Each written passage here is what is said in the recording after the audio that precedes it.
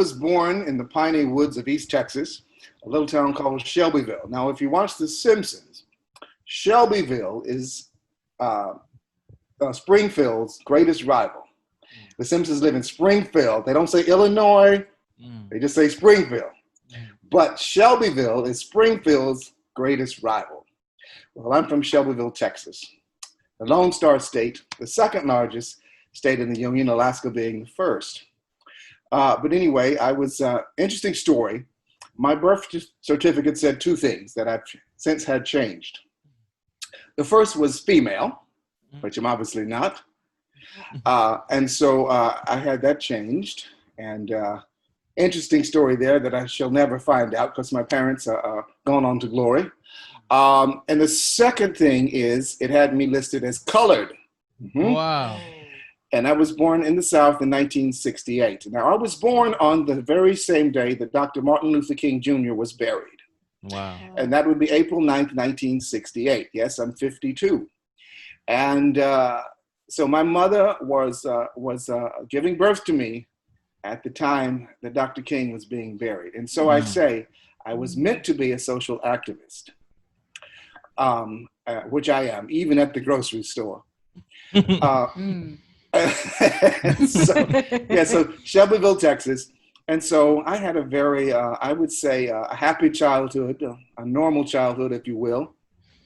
I grew up in the country doing country things, fishing, hiking, hunting.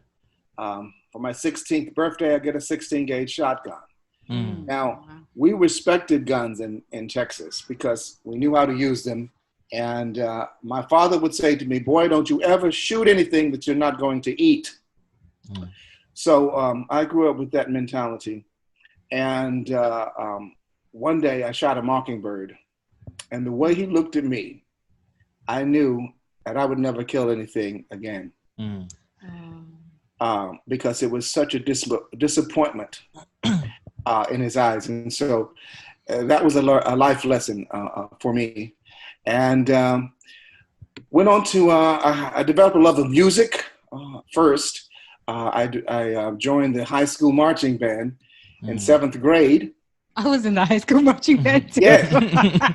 And you see, I wanted to play the saxophone, but they already had too many saxophone players. So the band director said to me, Jolie, if you'll play the tuba, okay, when there's a saxophone opening, we'll let you play the sax. Well, that opening never came, obviously.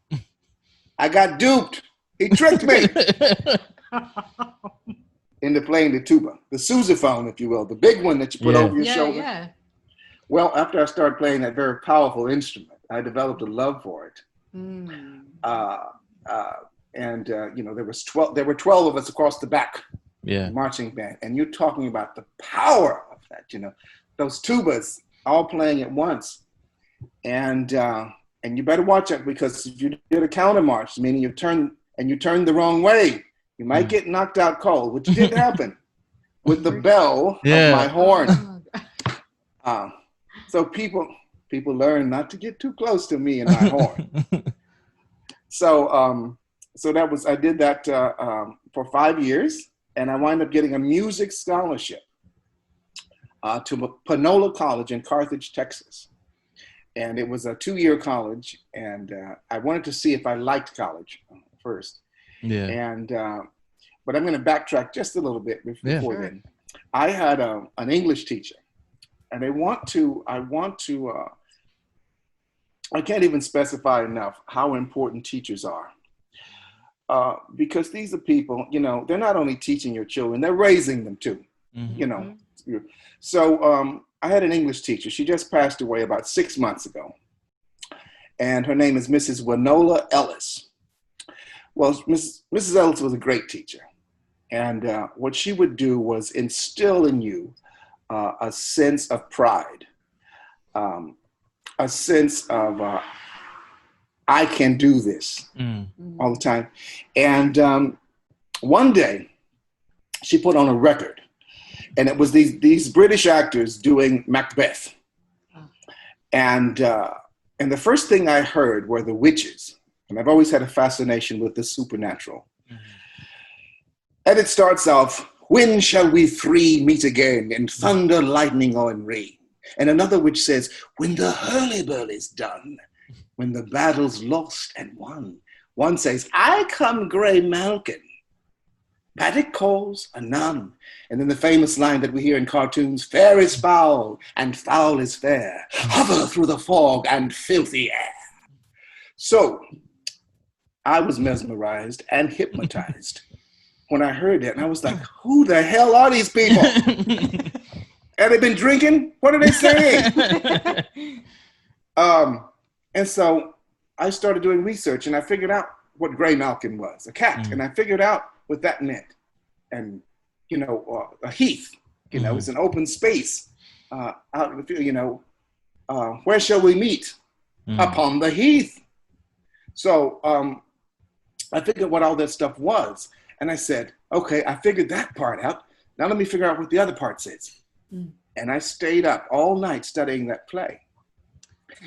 And we were supposed to learn a monologue from Macbeth to present before class.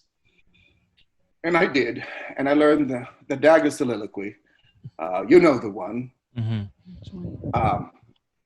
Is this the dagger which I see before me, the handle toward my hand? Come, let me clutch thee. I have thee not, and yet I see thee still. Art thou not fatal vision, sensible to feeling as to sight? Or art thou but a dagger of the mind, a false creation proceeding from the heat oppressing brain?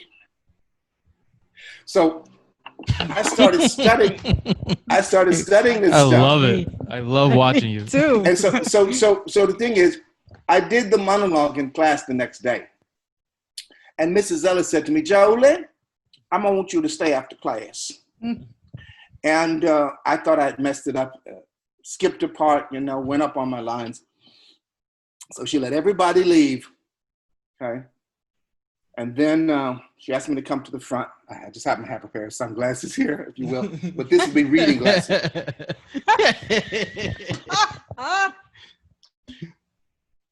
And she looked at me this way. Oh my God. She looked at me this way and she says, Jolie, you must major in theater. Just like that. And the seed of ambition was planted. Wow. And so that's what a teacher, an English teacher, is basically responsible for me choosing to be an actor. So after that, I started studying all the other plays. There are 37 of them, and there are 154 sonnets. And so I started studying all the plays, and then now we're going to fast forward to college. Yeah. And I, of course, joined the theater department there. And we were doing a production of Jack and the Beanstalk, and I played the giant. I had a big club. And I was mean to my wife in that play. And a little 7-year-old girl came up to me afterwards. She said, come here. Come here. I said, oh, she's sweet. And I bent down and said, what can I do for you? And she slapped me. And she goes, don't you be mean to your wife anymore. That's great. That you just showed how so much believable you was. The point of that story is how much kids believe. And that's the whole thing, is believing. Because when kids are acting, I say playing, they don't preface it. They don't prepare. They don't me. No, none of that. They just do it. Okay. Yeah. And this is what we spend $75,000 to $100,000 to go to Yale School of Drama to learn. Yep. To just be. Exactly. In other words, they have to strip you of all of that you think acting is, and then start with a blank canvas. To start to take you back to be innocent like a child again and raw. To take you back to childhood, basically. That's the first semester. And then they have to train your voice and all this stuff, you know, and all this. So yes, I was doing Jack and the Beanstalk, and my instructor, she Elizabeth Hedges. Unfortunately, she just passed away as well, but not before they named the theater after her. Oh, nice. And so she got to see that. And she said, Jolie, I think you should audition for the American Musical and Dramatic Academy in New York City. New York City, get broke. So I said, Mrs. Hedges, you think I'm really that good? She said, I know you are. She said, it's in Austin, Texas. It's the Hyatt Regency Hotel. It's next Saturday. Get your things and go. So I did. And it's a very funny story. I knew one song. It's a musical theater conservatory, right? 72nd Broadway. And well, they have a very strong acting program now, but at that time it was more musical theater oriented. Yeah. So I knew one song, and that was Supper Time from You're a Good Man, Charlie Brown. I played Snoopy. Always a good Snoopy. And I knew one song, and I had one monologue. If they had asked for something else, it would have been crickets. Or Shakespeare. Exactly. Or you come out with Macbeth. Right. Improv. Here we go. So they asked for the song first. Okay. So I'm a props man. I always carry my props with me. I had a bag. I had 2 dog bowls in this bag. One was red and one was blue. And of course I needed a doghouse. So I took 3 chairs and I put them in the middle of the stage. And now mind, these people are watching me set up my set. So I put 3 chairs in the middle of the stage. I said, okay, that's good for the doghouse. I'm talking to myself in my head. and then the blue bowl was for water and the red bowl was for food. So I put the bowls down on the stage and I decided they were in the wrong place. So I went and I switched them. I switched the bowls, and then I turned to the accompanist and I go, I'm ready now. So he starts the music and I sing the song. It goes fine, right? So then they say, they were delighted, I could tell. And they say, so what will you be doing for your monologue? I go, Macbeth. So David Martin, the artistic director, he goes, how old do you think Macbeth is? I go, oh, he's about my age.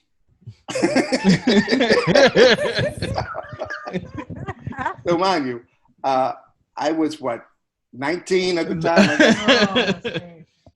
And so I did the monologue, and you never can tell with auditions, you just do what you're going to do, and then you leave.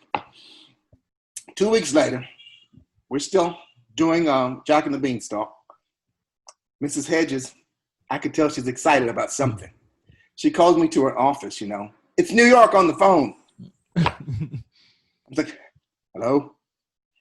And they go, Jolie, this is David Martin from the Academy, American Musical and Dramatic Academy in New York, and we would like to have you come and join us this fall. And I go,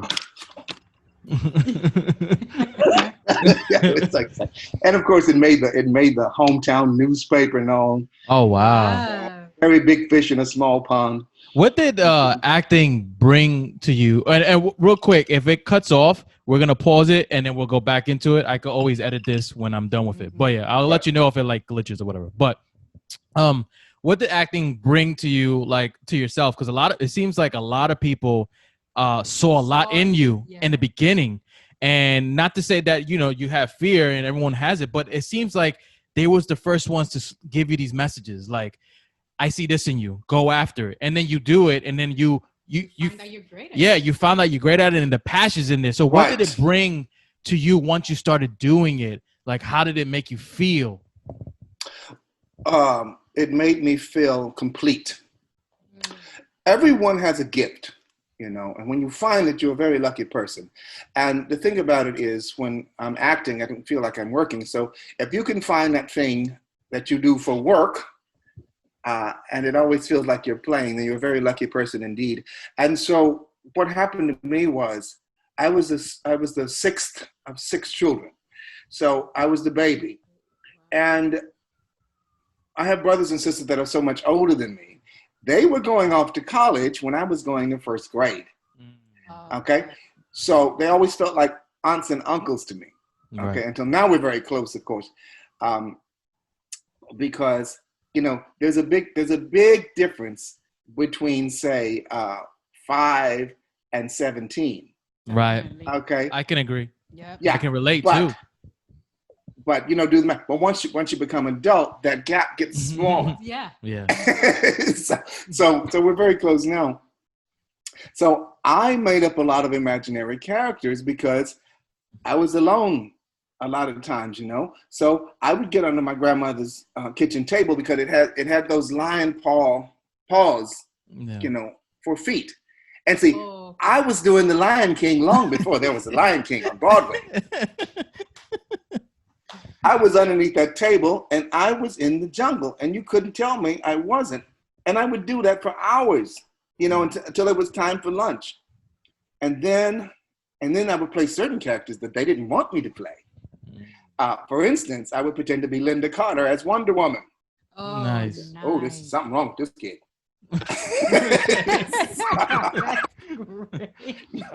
But Wonder Woman was my favorite character as a child because what I loved about Wonder Woman is she could make you tell the truth with her lasso. You see? Yeah. So if you've been out the night before doing something you weren't supposed to be doing, with that lasso on you, okay? She's gonna find out. so I loved her, and then she could block bullets with her wrist, thing like that. That was amazing to me. And she had an invisible plane. She was both on every woman or on every man, and then she did a little spin around and became a superhero. Yeah. Right, And so the thing about it is, I'm preparing to play a character right now who's not unlike Wonder Woman.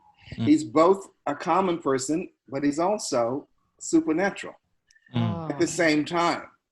So he can perform Tempest. He can split the sea, okay, or he can teach you your arithmetic. Nice. So yeah. it's that thing, yeah. What is your process when you start going into a role? Because one thing that I'm inspired by you and what I love is you're natural. You're natural in it, and I see the work that you put in it. So, and it's like a breath of fresh air to watch you, from your features to see how much committed you are. I see that, besides the training, like you could get trained, but it's what you put into it. Because like anyone could trade you for something, but it has to come from you at the end of the day. And watching you when I was on the stockroom set, it reminded me of me in the sense that like the hunger, the passion, and the commitment to get it right and to keep searching with this character. Keep searching. So yes. What is the process for you? What is the process for you, and how did it come naturally to you to like, get into these roles, prepare for it? Yes and no. I would say I'm very proud of the fact that I'm a consummate professional. And the thing about it, and also something I love about my work, is that I'm a chameleon. I can go from August Wilson to Euripides like that. It's like, and also when I show people like this photograph on the wall here, when I show people photographs of me in performance, they don't realize it's me. And so it's like, okay, where are you in the picture? I'm like, right there. I'm showing. It's like, that's you? I'm like, yeah, because like you said, because you're in character. The characteristics of my face take on a whole different, when I played Harry in the stockroom, first of all, that role was so much fun because he's so over the top. And it's like, and it just allows you to go, you can't play this guy too big. You just can't do it. So it allows you to go to a place that's just so seemingly over. And I tell young actors all the time, that place you think is so over the top and too much, go there, because it might wind up being precisely the place where you need to be. Because sometimes in your body, it feels like too much, but we're not seeing it yet. You know what I'm saying? Yeah. So a lot of times when I teach acting, I teach melodrama. And that is, I want you to go so far with this, okay? Like for instance, if your action is to beg, I want you to literally get on your knees and beg and do that. It doesn't mean we're going to do it that way in the show, but I need you to feel what it feels like to beg. Okay, so it's like, and I have to get to understand that acting is doing. And the most important lesson I can teach a young actor is that who wants to be brilliant, who wants to win that Tony, who wants to win that Academy Award or that Emmy. I said, you cannot act brilliant. Brilliant is not an action. Now, if you choose an action that's very strong, it may very well come across as brilliant. But you're always doing something. You're always doing something. You know what I'm saying? Whether you're scolding somebody or belittling somebody or seducing somebody, it's always an active word. And so obviously, you know, as Harry in the stock room, I was seducing a lot with Victor because it was like, now, oh, that didn't work. Okay, let me try this. Oh, that didn't work. Well, now we got a little further. Okay. Oh, that works. Oh, I'm gonna do more of that. Yeah. So, and it's what people do in real life. You know, you try something that doesn't work, so you try something else. You try something else, and so what winds up, you want to try and choose the strongest action to begin with. So I'm saying you can't be afraid to take risk. It's like go there, look like a fool, look ridiculous, and then somebody said, "Oh shit, that was brilliant. What you did there." Mm-hmm. And you thought, oh, that would be too far. That would be ridiculous. But let me do that. You know, and I love that line he wrote about having coffee with God. It's just like, because that's very Shakespearean in a way. It's very classic in a way. When you say a line and you introduce these ideas that are so big and universal, you know, to be or not to be, that is the question. That is the question. It's such a big question. Well, how do you answer that? Well, that's not the point. Right. The answer is not the point. It's searching for the answer. It's what we do. It's what we do in life. You know. Go ahead. Go ahead. I'll ask you. I wanted to ask you. You're so connected to Shakespeare ever since that one time. What has that done for you as an actor? Because you're so natural at it. A lot of people struggle with Shakespeare, and you just take it in and. Oof. Yes. Well, let me say this, and I would like to be quoted on this, even when I'm 6 feet under. Nice. We'll use that as a promo. Yes. Shakespeare is to acting what the piano is to music. It's your bass. It's the notes. When you learn a song, the accompanist will play it for you. Say, okay, here are the notes. Okay, now sing that. Now here's this part. Now here's that part. The complete works of Shakespeare, there's your piano. And when I open it up, that's what it is to me, a piano. And has all these 88 keys, but you can play them in such a different combination of ways. And that's why people keep doing these plays, even 400 years later, is because you can play them so many different ways. When, you know, Michael Jackson sings I'll Be Where one way, Mariah Carey sings it another. And both are beautiful.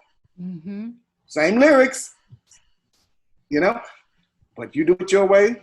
Now, a lot of people don't know that I Will Always Love You is a Dolly Parton song, but Whitney Houston made it blow up. You know what I'm saying? Even Dolly loves it. So it's the way that you sing it. Whitney's Star Spangled Banner, come on, y'all. That's the best ever. And you cannot imitate it. Jennifer Hudson, I love you, girl, but you can't touch that Whitney Star Spangled Banner. But anyway, what was I saying? Well, that Shakespeare for you was the basics. It was the foundation. The foundation, that music. Now, Shakespeare is very musical to me. It is. When I hear music, I hear musical notes. And when I go to see Shakespeare, I can hear wrong notes. Just like if you're a singer, you can hear someone's off pitch or some, I say, ooh, wait a minute, that's not right. And I can I can look at the book and see where they went off, so just like notes on a page. So, and it's like, because it's so musical and a lot of it's in iambic pentameter, which is the way that we speak. Wherefore rejoice, what conquest brings he home, what tributaries follow him to Rome, to grace in captive bonds. Now, if it doesn't fit the pentameter, there's a reason for that. And a perfect example, I just did speak. Wherefore rejoice, what conquest brings he home, what tributaries bring him home to Rome, to grace in captive bonds. His chariot wheel doesn't fit. So it's up to the actor to understand why. So when I say it, that's the thorn in that speech, that brings him home to grace his chariot wheels. It's a stab, and that's why it doesn't fit the pentameter. Wherefore rejoice, what conquest brings he home, to grace in captive bonds his chariot wheels. You know, so it's like, so that's where the passion comes from. And the thing about it is, I've done it so much that a person that knows how to play a piano, when you put, and they know how to sight read, when you put another piece of music in front of them, they're already so much ahead of a beginner. You see what I'm saying? Beginner. Yes. And then they add their own flourishes in there. You know, I've been in church singing in the choir where one person will start a song on the piano, and the person will be so moved by his playing that someone else will actually come along and take over the keys as that other person is getting up. It's incredible. Have you ever you've been acting for so many years now, and ever since you was young, were there, I guess, when you look back, were there different lessons at different ages that these characters was teaching you? You know, from like, let's say that's Shakespeare. You doing it at 19, doing Macbeth. I would assume it's different now at your age, and even when you was probably in your 30s. And if you what was some of the things that you noticed that you caught on? I guess because as you get older, experiences make you wiser. And you catch on. Also, life experiences. In other words, as you get older, you don't have to act age. In other words, when you become the age of the character, you have so much life experience, so you don't have to work so hard to bring that out. And also, let's take Othello, for instance. I played Othello sometimes. It's like, you can't, I use a scale. Let's say from 1 to 10 as far as energy is concerned. If you start at 8, okay, you don't have anywhere to go, basically, because you only have 2 more notches. So you have to pace yourself, you know what I'm saying? And you have to react to what's being given to you, you know? You know the story of Othello. I don't know anything about adultery or Desdemona cheating or a handkerchief or anything like that when the play begins. So I'm in a good mood. I'm saying, we just come back. We won the wars. We partying. You know what I'm saying? So all that other crazy stuff that's going to happen later, I don't know about yet. So I learned how to play the actor's mind game, I call it. Because, in other words, not knowing what's going to happen next. It's a sort of trick that we play, and we call that moment to moment. Yes. Or beat to beat. And so it's kind of like, I can't play the end of the play at the beginning, or else you don't have a play. Exactly. And the audience is going to know it. You cannot fool an audience. I can't stress that enough. Especially with Shakespeare, okay? It's with any playwright, August Wilson particularly too. But with Shakespeare, it's like you cannot fool an audience. First of all, they know all the lines. And if you're performing in front of, say, the Shakespeare Association of America, they're going to know the play. So it's like, so you have to play beat to beat. You want to show them something they haven't seen before. What have they not seen before? Jolie Garrett. Jolie Garrett playing Macbeth. Right. So they haven't seen that before. Now I'm going to play it my way. Now, when I do Prospero next summer, thank you, COVID-19.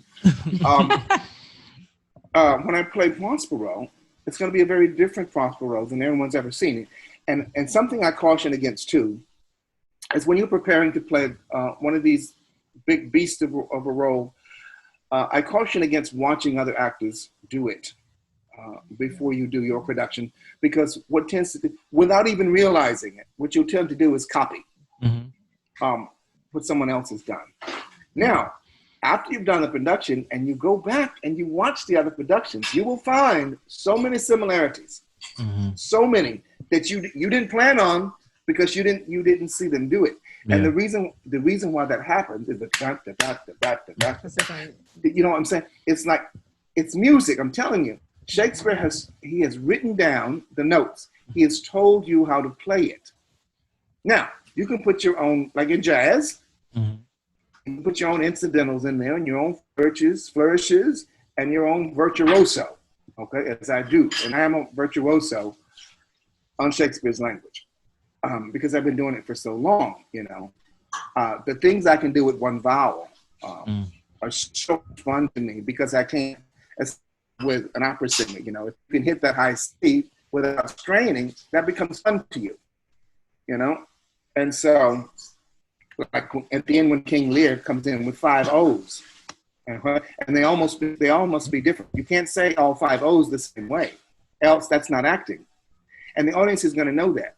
Mm-hmm. Because if you're in agony, you don't say "oh" the same way 5 times.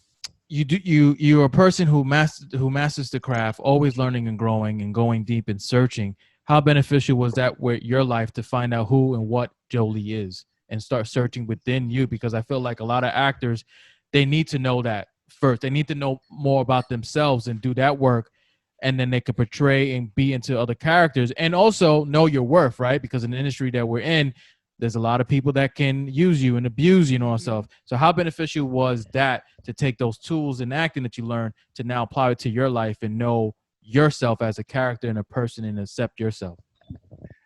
Excellent question. I'll start by saying this. My acting coach, Laura Johnston, who lives in Brooklyn, I was preparing for an audition for Othello. And I came in and I thought, oh my God, I'm gonna nail this one. Listen to this, Laura. And I did the monologue, and Laura said to me, she said, that was very good. She said, now can you do that again and use your voice? What? What? I was floored. And what she meant was, what happens a lot with Shakespeare is you tend to put on this fake air. You know, it's kind of like, and what she was trying to get me to see is that you're enough. Mm. You don't have to try to be Kenneth Branagh or Idris Elba or Lawrence Fishburne or James Earl Jones. Those guys are wonderful. They got their check. You know, and they do what they do. You have to be you. And what a lot of young actors don't trust that they're enough. Now, that sounds very simple, but it's actually a very difficult thing to achieve, to realize that the sound of my voice is enough for this role. And first of all, and you have to remember sometimes, and it's a constant reminder. I said to David Stradley, the artistic director of the Delaware Shakespeare Festival, who I will be working for next summer, and David said to me, you're enough.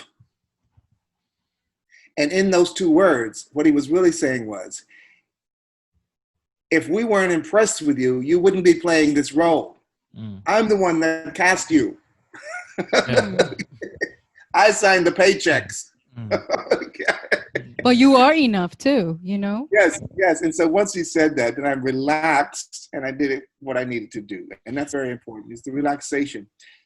When did that click for you as a human being to know, I guess, the steps that you was taking to know that you are enough? Exactly. Because I think there's 2 things that hit as an actor and also as a human being. And I know we all deal with fears and doubts and things that we battle that we probably don't understand, maybe because of age. And as we get older, we learn. What was the steps that I guess you started taking to work through that? And I think it's always an ongoing journey to know that, you are enough and you can accomplish so much and you're powerful and strong and overcome anything. Well, number 1 is my support system of friends. Mm. I believe, because I don't have family here in the Northeast. All my family is down south. So I have this support system of friends, you know what I'm saying, that one I'm meeting with tonight at 7:00, that keep me sane, number 1.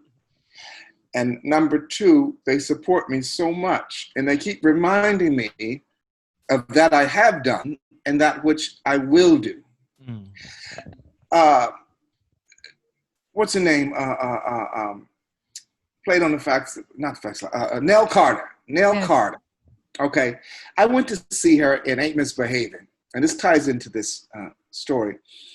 And you know the little section where you write your biography in the program? Yes. Nell Carter wrote, this section is usually reserved to tell you what I have done. I'm going to tell you what I'm going to do. Mm. My very best. Love, Nell. Mm. And it's the best biography I've ever read. It is. It was so short, but so rich, you know, and it was like, and that's what she did, her very best. And I could tell, you know, and what also what I learned from Nell Carter is you have to enjoy what you're doing. If you don't enjoy what you're doing, the audience is not going to enjoy it either. Yep. Okay. And also you have to know what you're saying. Mm-hmm. As I said before, you cannot fool an audience. I don't care if you're doing August Wilson, Chekhov, Tennessee Williams, Rick Winnerera. Anything. Shakespeare. I love that guy. He's great, man. Yes. Yes. Oscar Wilde, or Victor Cruz. Yeah. You cannot fool an audience. You have to know what you're saying. If you barrel through those words, if Victor Cruz has written something on a page and you barrel through it because you don't know what you're saying, first of all, you've disrespected the writer. Second of all, you've disrespected yourself because you're not doing your best. And third, you're disrespecting the audience who have paid to see you. Mm-hmm. So these are the things I cannot stand with artists, okay? I cannot stand mediocre work. It makes my skin crawl. Mm-hmm. So if I can't stand mediocre work, then I can't give mediocre work to you, now can I? Yep. Yep. So that's what I work on in my life. And then I say to myself, self, you're enough. And then I smile. I literally smile in the mirror. I do, every morning. And sometimes I wake up dancing. Now, when I wake up dancing, watch out, world, because, woo, some shit happened. And I laugh.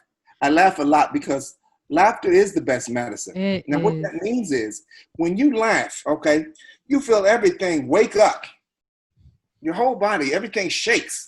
The molecules, the endorphins, the oxygen, just everything gets going, okay? And then you got to get your ass in the bathroom and take a shower, okay? Starts that steam wake you up, okay? Cleanliness is next to godliness.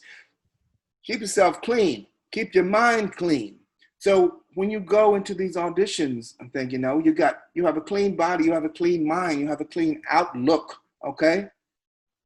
So with God for you, who can be against you? I don't know how religious you are, but that's a big part of my life. So when I walk into that room, it's like, you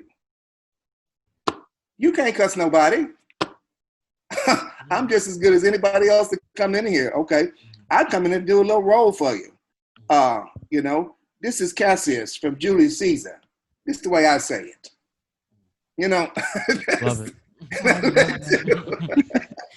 I was going to ask you, going through that and getting to the place that you are now, how have you, for somebody who is like you, who comes from a small town, Texas, and comes to this big city, New York City, New York freaking city. You had to have faced a lot of challenges. And how were you able to overcome those challenges? And what advice do you give somebody who, like you, is dreaming this big dream from a small town and wants to come to this big city and do? Well, there's power in victory. And by that, what I mean is that when you do get those roles, okay, and somebody says, oh my God, there was 300 people came in this audition and I got it, gives you confidence. And if that continues to happen, you start to say, wait a minute. I might be onto something here. I might be good. Might be. And by what I say by that, you may be good in some roles and not so good in others, because there is a such thing as being miscast. Okay. So the thing about it is, and that's a learning experience too. When you're miscast in something, say, you know what? This is not working. But you do your best, but you must realize when you've been miscast. And you also must realize what your weaknesses and your strengths. And you build on those strengths, and then those weaknesses. So I used to be terrible at improv, okay? But I started doing more and more of it. And I just started saying, I don't know if children watching this, but anyway, I said, F it, Yeah, you could curse. Go ahead. Fuck it. Oh, fuck it. Yeah. And sometimes I'm that way. Like a friend, we were in the park the other day, and a friend of mine was taping me doing a sonnet. Mm. and it just wasn't going right, you know. And you know, you get distracted, you got things on your mind, and you can't get in it, and something like, you know. And then it comes to a point where you say, "Fuck it, come on, Jordan, turn the camera on. I'm gonna do this shit. We're gonna go turn. Come on, turn the camera on." I just did it. It was fine. Nice. I was gonna ask you also, you know, how do you stay true to yourself as an artist and be humble, because you've been doing this for so long, and even when I met you, you know, you could have easily, I know it's not in your human this trait is not in your human characteristic, but you could easily had this air about you, like, I've done this, I've done that, who are you? And even right now, like, you still have this humble presence, and it's like you standing in your truth. So how do you stay consistent in that lane and not let things get to you? And I love it. Right. Well, that comes from my upbringing, first of all, because my parents would put you in your place 2 seconds. And my father had a way of looking at me, you know, but he didn't have to touch me with his hand. He just looked at me, you know. It was that sort of authoritarian, and I have it too, that sort of authoritarian, and that's why I'm casting those types of roles. And so, and you want to have a certain, I have a certain pride about me and my work and what I do. And I can't stand this sort of diva attitude, people that come in with these rioters and say, oh, I have to have these chocolates over here, and this has to be a certain temperature, and this has to do this, and no, that dressing room is too small, and something like that. I say, that has nothing to do with what you're doing on stage or in front of that camera. Mm-hmm. And so, I mean, there's certain things that people need, you know, like water. Right. Yeah. Like, but it's like I'm so low maintenance when it comes to that kind of stuff. Now, what I'm high maintenance on is my work, and so it's like I cannot accept. I said mediocre work, and I don't like accepting from other people either.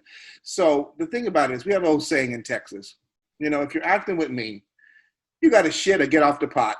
Mm-hmm. That's it. Mm-hmm. So it's kind of like, because I'm going to act circles around you because it's what I do. Now, if you want to come meet me halfway, then we got a show. Oh, we got a show. And let me tell you something. Perfect example. When I auditioned for this production of The Tempest, what they wanted to do was cast the central character first.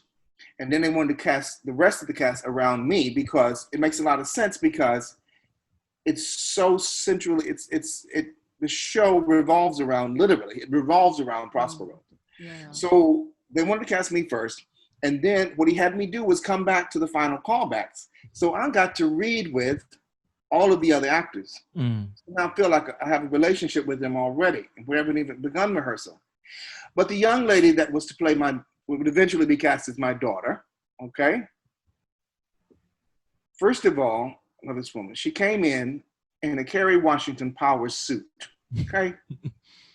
With 5-inch heels. I'm like, where the hell is she going after this audition? Listen, I want to go to that club right there. But anyway, she came in. She was so gathered, so professional. You know, I knew before she opened her mouth she was going to be Miranda. Okay, because of the way she walked in. Okay, and I try to get young actors to say, your audition begins when you walk through that door. Definitely. Okay, so it may have very little to do with the monologue you did. As far as casting is concerned. Yep. When she walked in, she was so professional, and I'm thinking already, that's my daughter right there. That's my daughter right there. When she walked in, and of course she did her piece. It was spectacular. And then he had me read with her. Okay. She came in with such an A game. I knew that I was going to have to bring out the big guns myself. Okay. Yeah. So they had a little music stand there. You know, they had the script on. You know that saying, hold my beer? Yeah. I take the music stand. And he was like, girl, you're going to have to take your heels off for this one. Right. Girl, you better take them shoes off. Okay? I took the music stand. I slowly put it to the head. And you could hear the click when I set it down.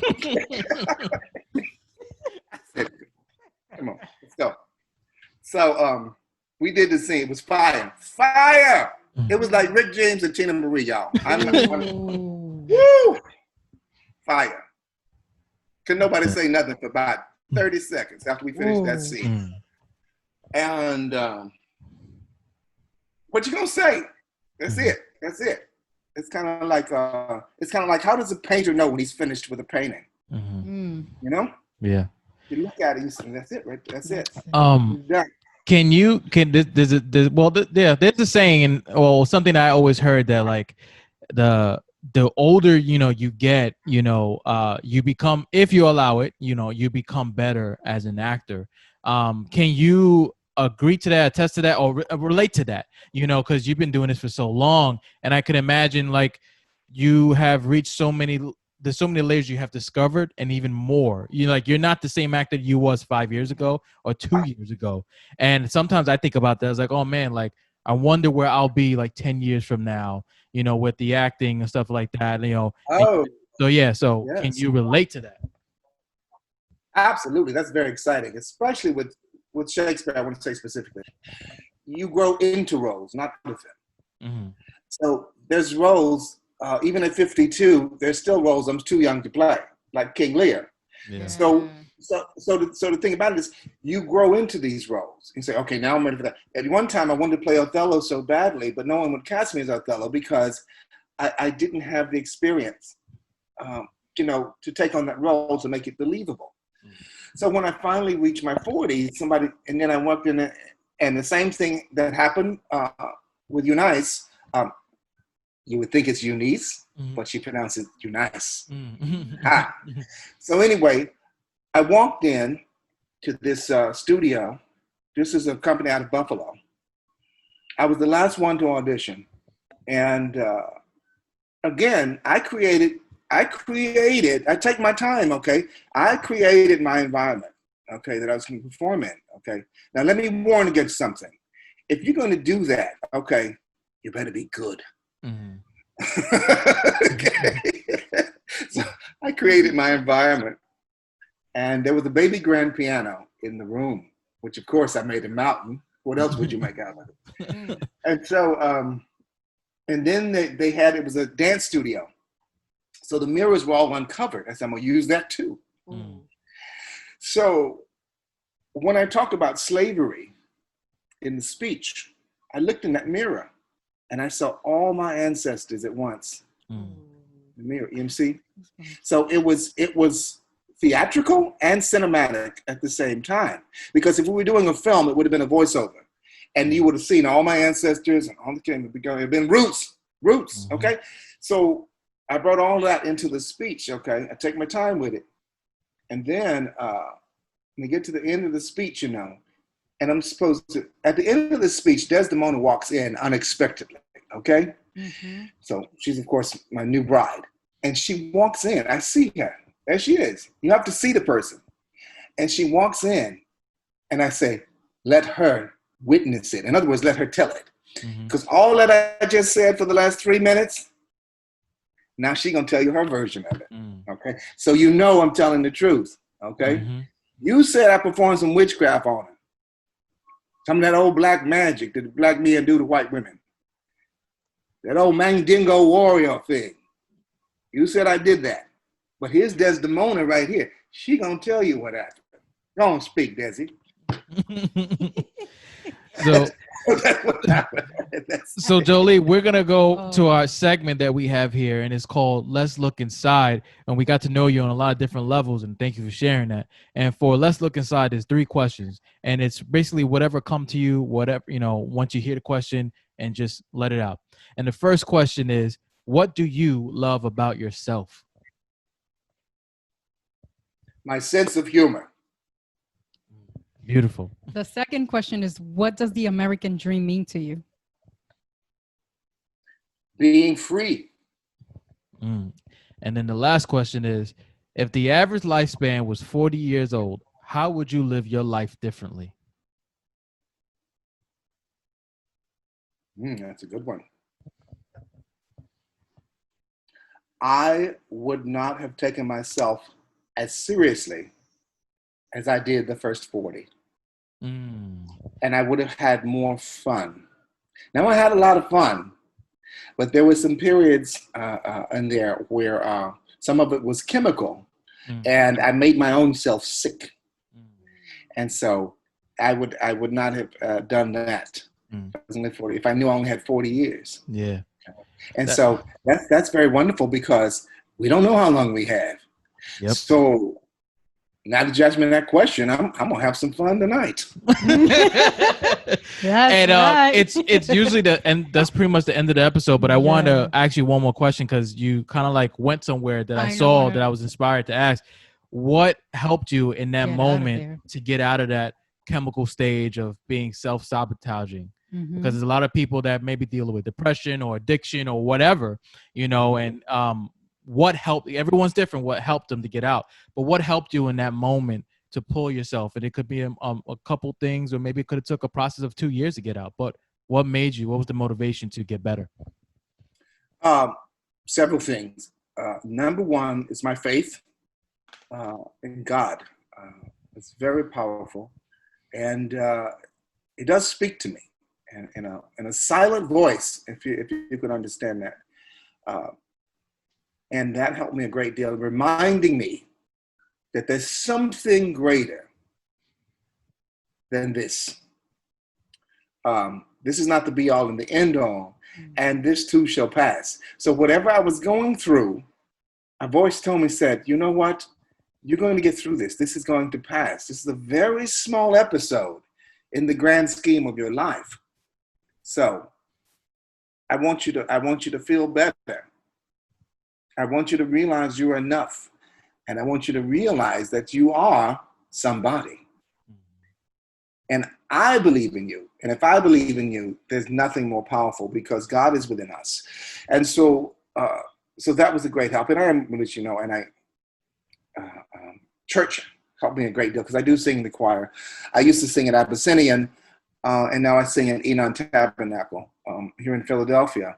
And those people are so inspiring to me. Just the music itself, I tell you, when I walk out of church, I feel like I'm on cloud 9.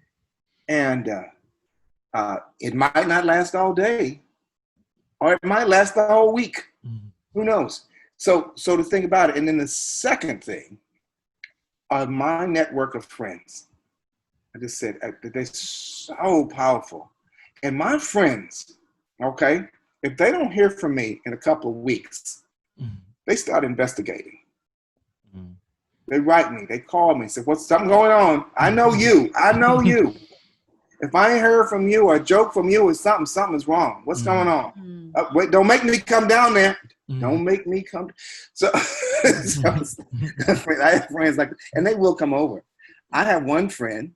I'm not going to mention his name because I'll have to pay him. But,